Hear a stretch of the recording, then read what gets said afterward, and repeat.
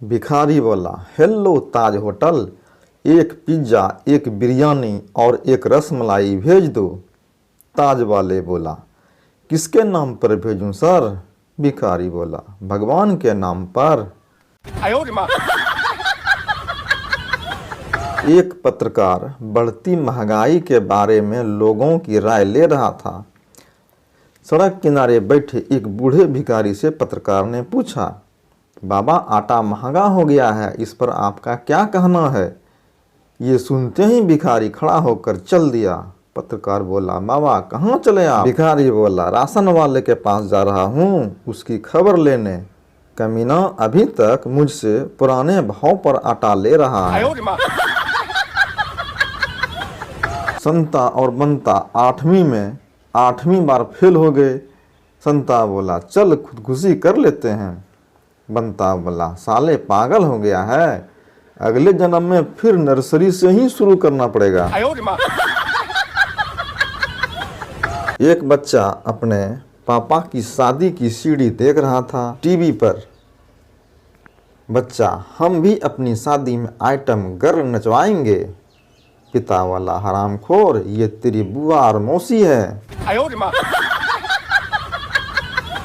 Facebook, मैं सबको जानता हूँ। गूगल, मेरे पास सब कुछ है। व्हाट्सएप, मैं सबकी जान हूँ। इंटरनेट, मेरे बिना तुम सब कुछ नहीं। तभी चार्जर बोला, आवाज नीचे, मैं नहीं तो कोई नहीं। कक्षा 10वीं की परीक्षा में प्रश्न पूछा गया, माल्यार्पण करना का अर्थ बताओ। होनहार छात्र ने लिखा, सरकारी बैंकों द्वारा गरीब जनता की काढ़ी कमाई माल्या को अर्पण करने को ही माल्यार्पण करते हैं। और बच्चा सीधे MBA के लिए सिलेक्ट हो गया। एक बार संता अपनी बीवी के साथ ट्रेन में सफर कर रहा था। अचानक संता की बीवी को सर्दी लगने लगी तो उसने संता से खिड़की बंद करने के लिए कहा। संता खिड़की के पास गया और खिड़की को नीचे धकेलने लगा, लेकिन खिड़की बंद नहीं हुई। तभी अचानक एक बूढ़ा जो सामने की सीट पर बैठा था खिड़की के पास आया और एक झटके में ही खिड़की को बंद करते हुए संता से बोला, बेटा कुछ खा लिया करो। थोड़ी देर बाद संता की बीवी संता से बोली, मुझे गर्मी लग रही है, वो खिड़की खोल दो।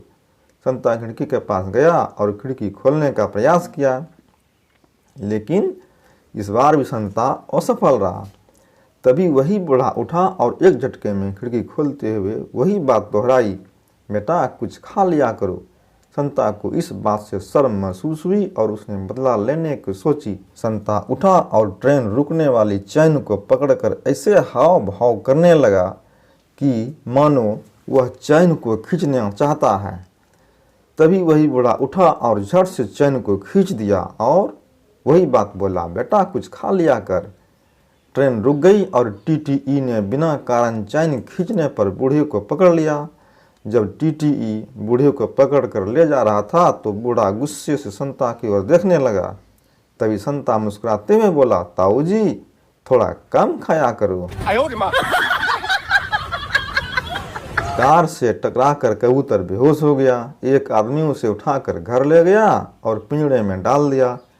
कबूतर को होश आया तो बोला, अरे बाबा जेल हो गई मुझे, वो कार वाला मर गया क्या जी? गाँव में एक स्त्री थी, वह अपने पति को पत्र लिखना चाहती थी, पर अल्प शिक्षित होने के कारण उसे यह पता नहीं था कि पूर्ण विराम यानी फुल स्टॉप कहाँ लगेगा। इसीलिए उसका जहाँ मन करता था वहीं पूर्ण विराम लगा देती थी। तो एक बार उसने अपने पति को कुछ इस प्रकार चिट्ठी लिखी, देखिए पूर्ण विराम का आतंक। मेरे प्यारे जीवन साथी, मेरा प्रणाम आपके चरणों में। आपने अभी तक चिट्ठी नहीं लिखी मेरी सहेली को। नौकरी मिल गई है हमारी गाय को। बछड़ा दिया दादाजी ने। शराब की लत लगा ली है मैंने। तुमको बहुत खत लिखे पर तुम नहीं आए कुत्ते के बच्चे। भेड़िया खा गया 2 महीने का राशन। छुट्टी पर आते समय ले आना एक खूबसूरत औरत। मेरी सहेली बन गई है और इस समय टीवी पर गाना गा रही है, हमारी बकरी बेच दी गई है तुम्हारी माँ, तुमको बहुत याद कर रही है एक पड़ोसन, हमें बहुत तंग करती है तुम्हारी चंदा। इतना पढ़कर पति का बीपी हाई हो गया।